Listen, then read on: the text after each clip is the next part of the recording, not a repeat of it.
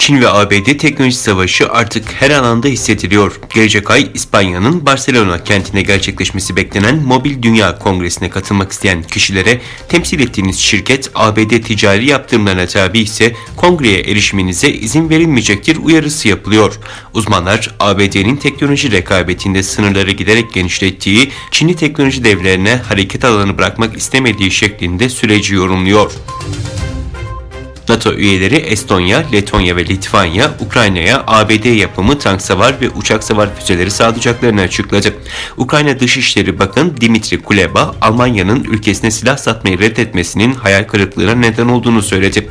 Öte yandan İngiltere Dışişleri Bakanlığı, Rusya'nın Ukrayna'da Rus yanlısı bir yönetim kurmayı planladığını iddia etti. Çin Devlet Konseyi, Hanan eyaletinde Temmuz 2021'de yaşanan sel felaketinde çok sayıda ölümün gizlendiğini bildirdi. Konseyin Cuma yaptığı açıklamaya göre hem yerel düzeydeki hem de eyaletteki yetkililer 139 ölümü kasten gizledi. Olayla ilgili 8 kişi tutuklanırken 89 kişi disiplin cezasına çarptırıldı.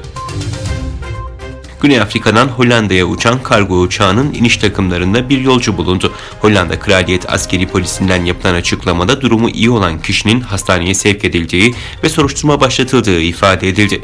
Bilgilere göre Johannesburg-Amsterdam arası ortalama uçuş süresi yaklaşık 11 saat.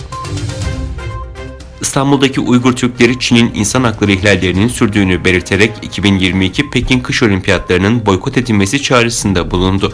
Uluslararası Doğu Türkistan Sivil Toplum Kuruluşları Birliği üyelerince Ataköy Olimpiyat Evi önünde basın açıklaması yapıldı. Bir Taliban heyeti Norveç'in başkenti Oslo'da batılı hükümet yetkilileri ve Afgan sivil toplum kuruluşları temsilcileriyle görüşmelere başladı. Taliban heyetine Dışişleri Bakanlığı koltuğunda oturan Kaan Muttaki liderlik ediyor.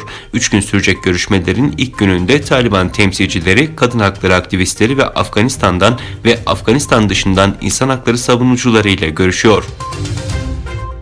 Arap Yarımadası'nda Tunç çağından kalma 5000 yıllık yol ağı keşfedildi. Batı Avustralya Üniversitesi'nden araştırmacılar Arap Yarımadası'ndaki kazılarda eski bir bağlantı yol ağı buldu.